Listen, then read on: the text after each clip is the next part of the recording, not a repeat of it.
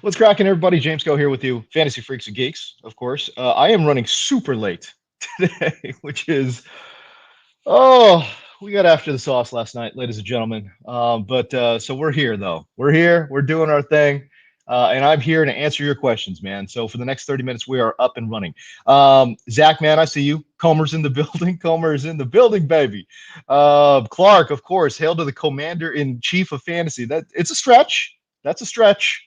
But we'll allow it. But we'll allow it, man. Um, oh yeah, the number one used car salesman, Coworthy, baby. Okay, standard scoring, flex, Landry, Gaskin, or wait on Tony. You know what, man? Like the way he was running around at practice, it makes me feel like he's definitely gonna go. We're talking about Kadarius Toney here, so I almost feel like you should just gamble. But if you don't feel comfortable with that and you just want a steady floor, oh, I hate both of those plays, though. That's the problem. Like, I'm not liking Landry, not with one-arm Baker. And Gaskin, man, how do you play Gaskin? Because the floors for both of those guys are so low, man, I almost just wait on Tony. Honestly, I think that's the right move. Zach, Ricky Seals-Jones, Rob Gronkowski, or another tight end that might be available that you could add. I'm like, what? You can't add Ricky Seals-Jones or Rob Gronkowski. I got you now. Okay, I got you now. I think Gronk is a go, and if Gronk is a go, I think you play him, right? If you want to be super safe, I mean, and you're worried about maybe like re-injury or something like that, then okay. Then I guess Ricky Seals-Jones is the play. So yeah, I would probably say if Gronk is a go, man, like you fire him up. You know, what am I missing here? So yeah, let's go with Gronk. But again, if you're more comfortable with the floor play, I think RSJ is your guy. He's actually seeing pretty decent volume, man. So that's that would be my thought. Patrick Nelson, what's going on? You need to play 2 of 3. Zach Moss, Emmanuel Sanders, or Landry. Okay, well, we're definitely not playing Landry.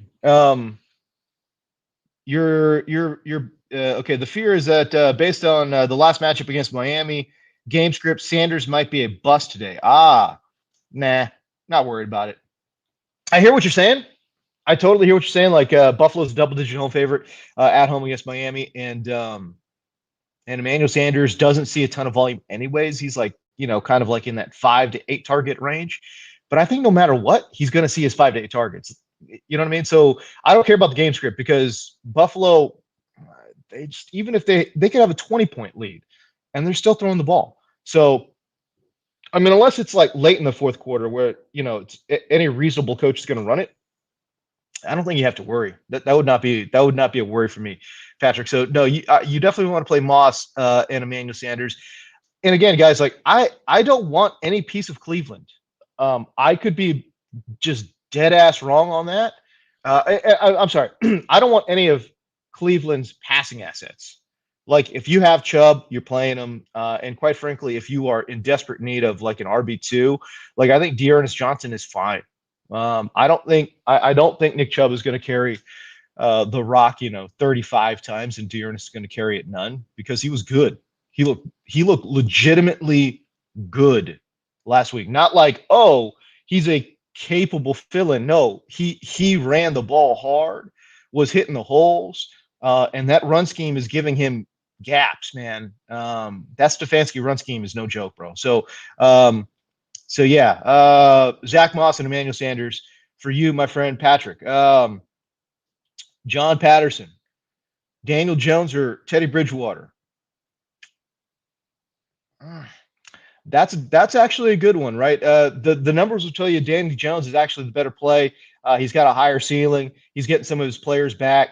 So you would think that it's probably Daniel Jones. They're definitely going to be playing catch up against Kansas City. Can I just share one stat? Look, my answer is Daniel Jones, but I'll just share a stat with you that is funny to me. Where is that thing? I had that somewhere. I don't even have my notes up, guys. We're going off the dome right now. Danny Dimes, if I'm not mistaken, well, first of all, he's 0-6 in primetime, which is very interesting. I have it here somewhere, but anyways, bottom line is like he has like I think he's got more turnovers than what is he? He's got like 8 turnovers in those 6 games or something, and I think he's averaged something like 8 or 9 fantasy points per game in primetime or something. I'd have to look that up, man. Sorry, I don't even have my notes up right now. I'm about to cite off a number that's completely wrong. Anyways, but my answer in this one is Daniel Jones, and the reason I say that is let me just go ahead and chase that upside with Daniel Jones against Kansas City. So there you go. I think I missed Clark's actually. Clark, I got you, boy. You need 2. OBJ, T.Y. Hilton, Evan Ingram, Zack Pascal, or should you grab Mark Ingram now that Thunder and Lightning are back together? I don't hate grabbing Mark Ingram just to have him on the roster. I don't know about playing him this week. Yeah. I don't know about playing him this week. The matchup's no good, and yeah, who knows how much work he's going to get. And plus, I mean, I don't know. How much does he have left in the tank, man? I don't know. Okay, so I just said I don't want any pieces of that Cleveland passing attack, so I'm going to go ahead and take OBJ out. T.Y. Hilton's got a great matchup. You want to play him for sure. Evan Ingram or Zack Pascal. I don't hate Evan Ingram. I think he gives you a better floor than Zack Pascal. Although I will say Zack Pascal has a great matchup, man. He's got an awesome matchup. And I think I definitely have that. Hold on now. Hold on. I got that. Zack Pascal plays mostly out of the slot. And Tennessee has allowed the most fantasy points to wide receivers lined up in the slot. They've allowed the most touchdowns to wide receivers in the slot. They've given up 6 touchdowns in 7 games, has Tennessee. And also, get this, the 10.4 yards per target into the slot is the 3rd most in the NFL. So Zack Pascal is actually a decent sleeper this week. And I can't believe I'm saying play Zack Pascal over freaking Odell Beckham Jr., but that's where we're at today. Because again, I don't know about you guys. I'm not trusting Baker, man. I'm not trusting them. I think they're going to game plan. I think Cleveland's going to game plan around Baker. Does that make any sense? Like, they know their quarterback is busted. And I think they're just going to try to run that ball. So yeah, those would be my 2. Although I think, let me just say, man, like I don't feel comfortable about saying that, but I don't know, man. Like I'll run with it. You know what I mean? I'll run with it. Does Mike Williams break the deep 2 safety? New England will play. Yes. Look, it's not like cover 2 shells are impossible to bust, right? Like you got to go. If you send 2 screamers down the side and then somebody, a crosser over the middle, that's prime Mike Williams territory right there. You know what I mean? Yeah, I mean, look, I don't. First of all, I don't think they're going to run a cover 2 shell the entire time. While we're really getting deep into it, but yeah, no, I don't think they're going to run a cover 2 the entire time because it's too easy nowadays to break cover 2. But yeah. Does Mike Williams is a good start today? I know New England's been tough. And New England last year absolutely wrecked the Chargers. But I'm trusting it. It's a different team for both sides, and I'll play Mike Williams all day long. Ken Tran, what's going on, man? Good to see you. Marquise Brown, Keenan Allen. It's, I don't know, to me, and I get it. Marquise Brown has those splash games, and Baltimore's playing a lot more up tempo. Wait a second. What? Why are you asking me about Marquise Brown? They're on a bye. Why are you asking me about Marquise Brown? What? Baltimore's on a bye, my guy. You got to play Keenan Allen. What's going on here? Are you talking about a trade? If we're talking about trade, give me Keenan Allen too. I think rest of the season I'll take Keenan Allen. Okay, there you go. Brian Burke, what's going on, man? Good morning to you. 14 team full PPR flex, TY or David Johnson. Not looking for the home run. You don't want the bagel. If you don't want the bagel, take David Johnson all day long. No Mark Ingram to take all those touches. They're going to use him in the passing game. And they're huge dogs. They're always huge dogs. I think in full PPR, man, he's going to get quite a number of checkdowns. I think he's going to give you, I'll say this, I think he's going to give you a minimum of 7 points. Minimum. That, and again, that's not great in PPR, but it's 14 team. It sounds like you're looking for a flex. If that's the floor and the upside is, I think the upside's maybe like 15. It's not bad. It's not bad. Yeah, I think you want to take DJ there. Speaking of DJ, it's my guy, DJ Spar. Is this the week for me to start Leviska Chanult? God dang it, I do. I like Leviska Chanult this week. Oh, man. Better play than Mooney against... Oh, yeah, dude. Does anyone want to play any Chicago guys? Oh, man. Yeah, I'm not interested in that. That's for sure. At least give me a chance with Leviska. Mooney, I don't even think Mooney gives you a chance at this point, JR Flores, good morning, pal. Good to see you. James, who would you flex today? Cordero Patterson. Carolina's run defense has given up the fewest fantasy points to the running back position, or Eli Mitchell against the Bears. Here's the thing. This is a tough question because Cordero Patterson has been playing so well, and Eli Mitchell, Eli Mitchell is the starter there. Boy, this one's a tough one, my guy. This one's tough. I'll give you two little things here. So Carolina has given up the fewest fantasy points per game to running backs, although I think it's a little inflated. And I kind of sort of think like Cordero is matchup proof because of his role in the offense. They throw him the ball a lot. You know what I'm saying? Eli Mitchell, man, I get it. The Bears have given up the 11th fewest fantasy points per game. So you look at it and you're like, oh man, that's not a great matchup. Yeah, I don't know about that. Watching them on tape, I don't see them as like a stuffed unit. They don't just go out there and just stuff you at the line. That's not, I don't know, man. I think they've gotten by, and when you look at the numbers, they've gotten by not giving up touchdowns, but they're giving up 4.65 yards per carry to running backs, man. That's the fourth worst in the NFL. Eli Mitchell's been running well. And again, we all hate Shanahan for the antics and all those things. You don't know who the hell he's going to start. You don't know who the hell he's going to play. Okay, but Eli Mitchell has carved out a starter's role. He's going to get touches. They've been game planning. I talk about game planning around one-arm Baker. They're game planning around Jimmy G, right? They're trying to run that ball. And I think Eli's going to get his carries. And I think Chicago, no Khalil Mack on that defense too. I just think that Eli Mitchell gives you the most upside. Pretty good floor too. Yeah.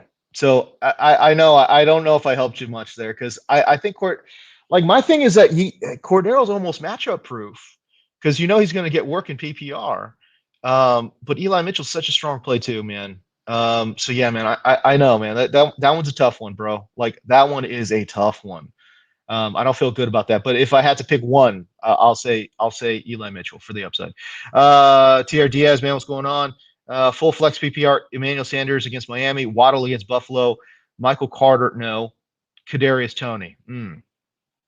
Michael Carter, no. Dude, by the way, guys, Cincinnati's defense is legit. They're playing well, extremely well, in both the run game and in the pass game. They're playing above their talent level.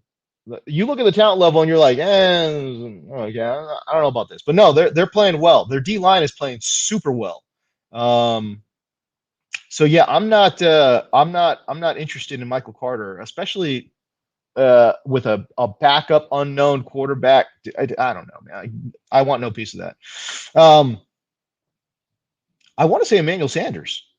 Now Miami does get both their corners back this week, which is great for them. They were without both Xavier and Howard. And oh my gosh, my brain is not working in the morning. You know who I'm talking about. Byron Jones. They get both those guys back, which is good, which is great for them. But I think Emmanuel Sanders and I think Buffalo, I think they're still going to get off, honestly. If you want a floor, it's Waddle. I think if you want upside, it's probably Kadarius Toney. Emmanuel Sanders feels like kind of like that in-between pick, I guess, between those two guys. So I'm almost always going to say go with the upside. And I know Kadarius Toney's that one's a tough one. So I guess that one's a tough one because if he gets re-injured, then you've got nothing, you know? Give me Emmanuel Sanders of that group. Give me that guy. Clark Schuyler, One Arm Baker sounds like a horror movie villain. It does. It does indeed. Yeah, you're already worried about Cleveland. I hear you, Patrick. Yeah, I hear you, man. Good luck, man. Good luck. All right. Kendran, either One Arm Baker or go seeing Darnold. I'm going with Baker. This is a very good Halloween theme. It's very good. Yo, mama so fat. How dare you? You like T. Higgins as a cash play for FanDuel. Bro, I don't play FanDuel. I'm actually on DraftKings, so I apologize. I don't know what his prices are on FanDuel. If he's inexpensive, yes. If he's even like a mid-tier guy, probably not. So here's the thing.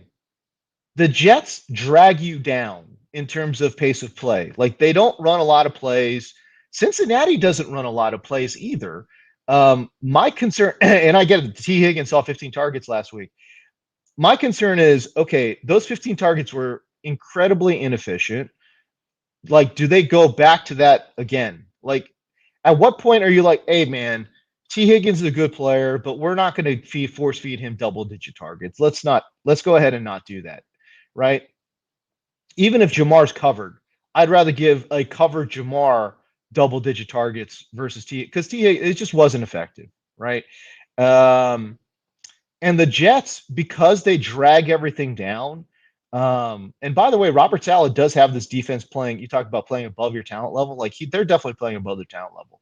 So the Jets have allowed the fewest fantasy points to outside wide receivers, and they've only allowed one touchdown to outside wide receiver. So I don't think that matters for Jamar. He's going to get his, usual complement of, 6 to 12 targets or whatever it is. And he'll be fine. He'll be off and running. But I think T. Higgins, is not a great play this week, honestly. And I think they're just going to run the shit out of it. Honestly, I think Mixon is going to have a huge day. I think it's a smash spot. It's a smash spot for Joe Mixon. Yeah, man. So I apologize. I don't play on FanDuel. Like, I've got a million lineups going, and I tend to play on DraftKings because I don't want to check multiple apps. There's nothing wrong with FanDuel. I think FanDuel's great. I've just gotten into the habit of playing on DraftKings, and the daily and the contest that we have for the show. By the way, please watch Fantasy Zone on DirecTV channel 704 all day Sunday. The contest on that show is on DraftKings. We had a sponsorship with DraftKings. They dropped out, whatever. But we still kept playing on DraftKings because we're just used to it at this point. So, again, nothing wrong with FanDuel. I just don't I'm just not on there, man. Any punt tight ends? Any punt tight ends? Like what? Like, let's see here. Pat Freiermuth. Pat Freiermuth is cheap. Yeah. No Eric Ebron this week. Pat Freiermuth is a great punt tight end for sure. And again, you don't have to play FanDuel to know that. You know what I'm saying? So that would be my thought. Oh man, is it a dirt coffee kind of day? Dude, I don't even have my dirt coffee. I don't even have my dirt coffee, guys. That's how late I'm running. I woke up today and I was like, holy hell. I don't know what the hell. I don't know what time it is. I don't know what day it is. That's why I'm running late. Golly. Yeah, I know, dude. Pascal over OBJ. Seriously. That's where we're at. I mean, first of all, OBJ's hurt. That's not good. And then he's playing with One Arm Baker. No, I don't want that. Burrow or Brady? Really? Why would you not play Brady? I get it. Like, you're worried that it's a tough matchup, and it is tougher matchup for sure. Joe Burrow. The Jets are not very good. Okay, now that being said, dude, like, the Jets have only given up 6 passing touchdowns all year long. Again, pace of play is really low. Teams have been attacking them on the ground.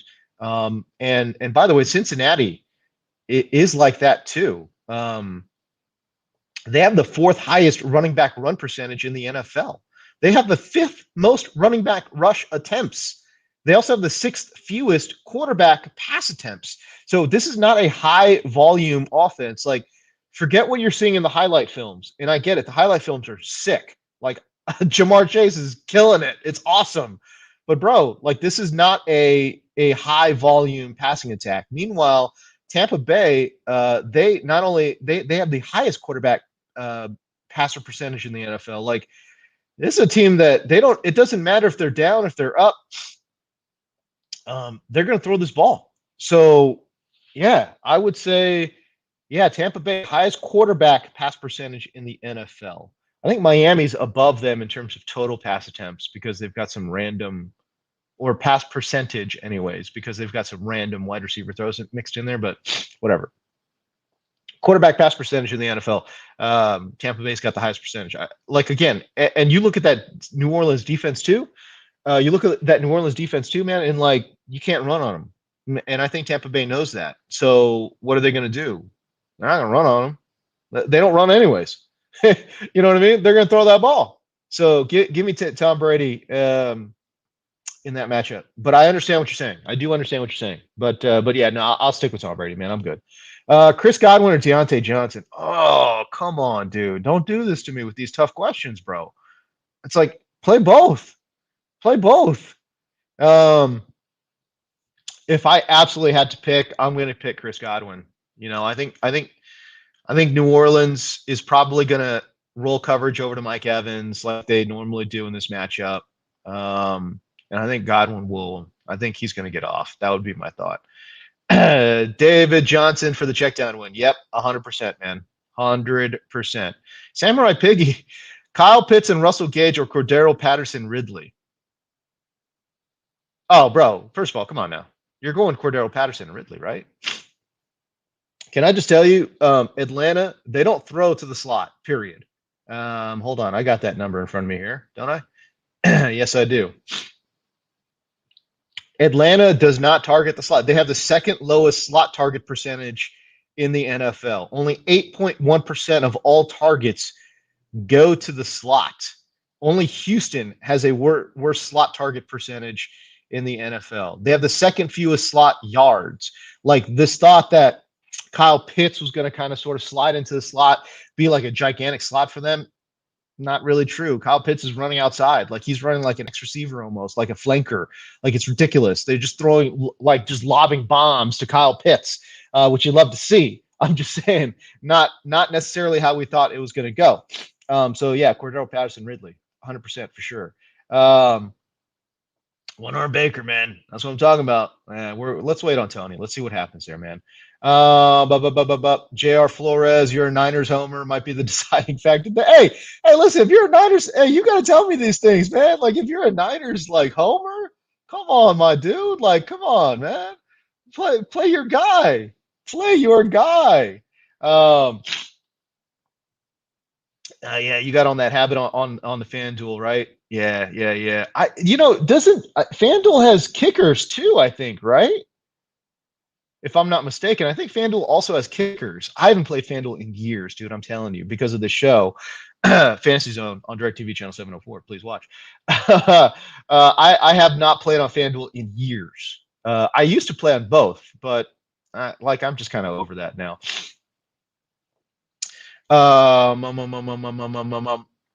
Thomas DiNapoli. My name, James. Now, I think you're saying my man, James, I think. Okay, Javonte Williams or Johnson. Oh, Ernest Johnson with Chubb back, I'm assuming. Okay, in another league, you got Antonio Gibson or Emmanuel Sanders. Javonte Williams or Ernest Johnson. This one gives me pause. This one's a tough one for me. I might actually have to go to the notes on this one because I'm not 100% sure how I want to go with that one. That one's a tough one. Because Washington's defensive front line is still really good. Um, and it's not supposed to score a lot of points. It's the third lowest anticipated score of the week. And they only allow 3.45 yards per carry to the running back position. I think Devante, I have it written down in my notes, Devante and Melvin Gordon are touchdown dependent running backs. Okay, now that being said, Ernest Johnson. Oh man. Yeah, Pittsburgh. Pittsburgh is pretty tough too. You know what? Screw it. Go Ernest Johnson. Now, it doesn't feel great because again, we're talking about backup running back. But I just don't. I don't know, man. I don't think he's going to be like cast aside. That's not what Cleveland does. They run a tandem. I think they run a tandem, so that would be my thing. So, so yeah, let me go Ernest Johnson there. I don't feel great about it. I'm being 100% honest with you, but I'll make the call there. Ernest Johnson, Antonio Gibson, or Emmanuel Sanders. If you want upside, go Sanders. If you want floor, give me Antonio Gibson. Guys, I want you to ignore whatever you are seeing in terms of FPA with Denver. And the reason I say that is they have been absolutely decimated by injuries on defense. Let me just list off what's happened here with the linebacking core. Starting linebacker, Alexander Johnson, he's on IR. Starting inside linebacker, Josie Jewell, on IR. Starting outside linebacker, Bradley Chubb, on IR. Backup linebacker, on IR. Backup linebacker, Micah Kaiser, on IR. Defensive tackle, Mike Purcell, out today. Vaughn Miller, he's hurt and has a questionable tag. He's been playing through an ankle injury. Literally, their entire 3 of their 4 starting linebackers are on IR. 2 of their backups are on IR. They're running practice squad guys at the linebacking core. And not only that, they're starting defensive tackle Mike Purcell. He's out as well. Not only are you going to be able to run on this team, you could run on this team well. They have no linebackers. They have no linebackers whatsoever. But when you look at the FPA, it says, oh, Denver's allowed the 9th fewest fantasy points to running backs. And it's like, I just throw that out the window. Throw that right out the window. If you want to run on this team, I think you can run on this team. That would be my thought. And Washington, I think, wants to run. So I think Antonio Gibson, despite the injury, gives you a decent floor. And yeah, but again, if you want that upside, I don't think Antonio Gibson gives you a lot of touchdown upside. I'll say that. And I think Emmanuel Sanders does. Like, if we were just to say, okay, who's got 2 touchdown upside? It's clearly Emmanuel Sanders, right? Like Antonio Gibson is just not there. Was Devante Adams a good play? Oh, I see what you're saying. I got you, my guy. Thomas and Napoli again. Oh, sorry. No, I got you, man. There you go. Do you think Eckler is going to play today? Oh, we'll get off today. I don't know, man. Not a great matchup against New England. I think he'll be fine. I don't think he'll be great. He's also coming in dinged up. So let's cap the expectations, I guess, on Eckler. You want to play him, but I don't have like a huge, ceiling for Austin Eckler this week. All right. Jack Crutchley, good afternoon from the UK. My guy, I appreciate you tuning in from the UK, but dude, that's awesome, man. I need to pick one wide receiver out of Tyler Lockett, Leviska Chanult, or Van Jefferson. Oh, man. It's Van Jefferson. My brain isn't even working that well, but yeah, it's Van Jefferson, 100%. He's my favorite sleeper this week. Oh my God, I love Van Jefferson. Where do I got this, dude? I got this somewhere, right? He basically played. Oh, I just tweeted this out last night. Van Jefferson played 90% of the snaps last week. He got 7 targets. Deshaun is now out of the picture. All right, he requested a trade. He's not going to be playing anymore. And somebody asked me, like, well, wasn't Van ahead of Deshaun anyway? And I was like, yes, he was, but Deshaun was still taking home 15 to 20% of the snaps. And also, like, he was also getting, an occasional deep shot bomb, right? Well, okay, so now he's gone. All those bombs they're entrusting with Van Jefferson. And he's playing about 90% of the snaps. I think he's going to see moving forward 5 to 8 targets each and every week. And I think the matchup is great. Houston has allowed the 3rd most yards to outside wide receivers.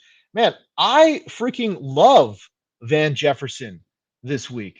I love Van Jefferson this week. So, is Van Jefferson Co-Worthington's deal of the week? You know it, man. Like, he is so affordable. He's so affordable in daily. He's widely available on the waiver wire. Like, go and get Van Jefferson before the price goes up. Man, that's 100%. I'm in with that. I'm in with that 100%. So there you go, man. Okay, so I just ripped through a ton of questions. And we're just about out of time, man. I wish I could do more. I say that every week. I do. But if you guys haven't already, that'd be cool, man. Could you guys just like and subscribe? Could you guys subscribe to the channel if you haven't done so already? That'd be dope. Like this video, go through some of my other videos, just click the like on them, man. Like, that would be great. Give me a couple of views every here and again. And yeah, that'd be awesome, man. If you guys could subscribe to the channel. That would be very, very much appreciated. It would definitely motivate me to do more of these things and get out to the folks and talk to you guys, man. So that would definitely help me. I'll just list off a couple of notes here before I log out. I think AJ Brown is in a smash spot. Let's see here. Hold on. Let me just pull up some notes. AJ Brown in an absolute smash spot against Indianapolis for sure. Hold on. I got you. I'm going to list off a couple notes and then I'm out of here. I'll give you some of my sleepers, okay? Samaje Perine, good sleeper today. No Chris Evans, so it increases the touch opportunity for Samaje Perine. And the Jets have allowed the most fantasy points per game to the running back position. So Samaje Perine, I think, is an interesting sleeper. I don't love him, but he's there, right? By the way, Samaje Perine has scored 18 and 14 points in PPR over the last 2 games played, and I get it. One was on a big run, but hey, I'm just saying he's a sleeper. Leviska Chanult versus Seattle, just 57% rostered. I do have Leviska as one of my top sleepers this week. Seattle's allowed the 5th most yards and the 6th most fantasy points to wide receivers lined up inside. And please don't at me. I get it. Leviska's been playing a lot outside, but he still plays about 30 to 40% of his snaps as an inside wide receiver. So, in Seattle, let's just be real. Who cares where you line up? You can throw in Seattle. It's all good. Van Jefferson, as I mentioned, one of my favorite sleepers as well. Smash starts. I've got Joe Mixon against the Jets for all the aforementioned reasons. Cortland Sutton, smash spot against Washington. Washington's allowed the 2nd most fantasy points to wide receivers, and they've also given up the most fantasy points on deep passes this year. Cortland Sutton leads the entire league in air yards. He's going to get some opportunities over the top. He is in a smash spot, in my opinion. And then finally, Ezekiel Elliott in a smash spot against Minnesota. The Vikings allow 4.64 yards per carry to running back. It's the 5th worst in the NFL. I think Dak comes in. Obviously, he comes in super banged up. I think there's going to be an emphasis on the running game. And then Vikings run stuffing specialist. Michael Pierce continues to be hampered by injuries. He's going to be out of this game as well. And dude, can we just be real here? Like, Zeke is running well, my guys. Zeke is running nice. He's averaging a career high 5.11 yards per carry. That's a career high. Okay. This is not like, the Dallas O line from yesteryear, where he's running behind like just all pro after all pro. No, like he's running behind some all pros, sure, but it's more of like a league average offensive line. And Zeke is just out there crushing it right now. So I don't know. Like it's funny to me. Like there was so much hand wringing and worry after week one. Like, oh, is he done? You know, do they not trust him? Blah blah blah blah blah. Oh, it's Tony Pollard's time. Tony Pollard needs more touch, dude. That's all in good. Like I'm with that actually. I think Tony Pollard needs more touches too. At whose expense? I don't know, but they're giving Zeke some spells, and man, it's paying off, dude. He's running so good, dude. He looks so good, man. He looks great. So yeah, I think he's in a smash spot against Minnesota. Big bucks. No whammies this week. All right, we'll do. Samurai, dude. This is my last. I gotta run. I gotta go. Eli Mitchell or Antonio Gibson. Give me Eli Mitchell. Give me Eli Mitchell of that group. I think Antonio Gibson does give you a much better floor. Hope you don't get Alshon again. Yeah, this is do we have a matchup this week? Dude, I've got so many leagues I can't even check. It seems like Washington versus the Broncos could be a shootout. Yeah, you know what? It's a low key. It is. It's a low key, like could be a shootout, but also could just be an ugly game where both teams try to establish a run for no reason and they don't do anything. I mean, the other thing too, it's like, man, both quarterbacks are not great. Brendan Crevejo, start one. This is my last one, my guy. Start one at wide receiver 2. Mike Evans, Jerry Jeudy, Kadarius Toney, PPR. Oh my gosh. I hate that Mike Evans matchup against Marshawn Lattimore, but you can't walk away from that. You know, I don't think you can. I'll play Mike Evans, and I love Jerry Jeudy too, but it sounds like he's still dealing with an injury. Kadarius Toney obviously dealing with an injury as well. The downside risk on both those guys is pretty low. I don't know what the downside risk is for Mike Evans, but I would say it's, you know, I mean, he's, you know, Marshawn Lattimore has had him a little bit in recent matchups, but Tom Brady, Mike Evans, like just start him, dude. You're fine. Anyway, so again, if you guys want to like and subscribe, that'd be great. I got to get the hell out of here. I appreciate you guys. I will see you guys on Twitter, and I'll see you guys here each and every week. Hopefully I'm not as late moving forward. All right, man. Hey, I'll see you guys, man. I'll see you guys. Peace out.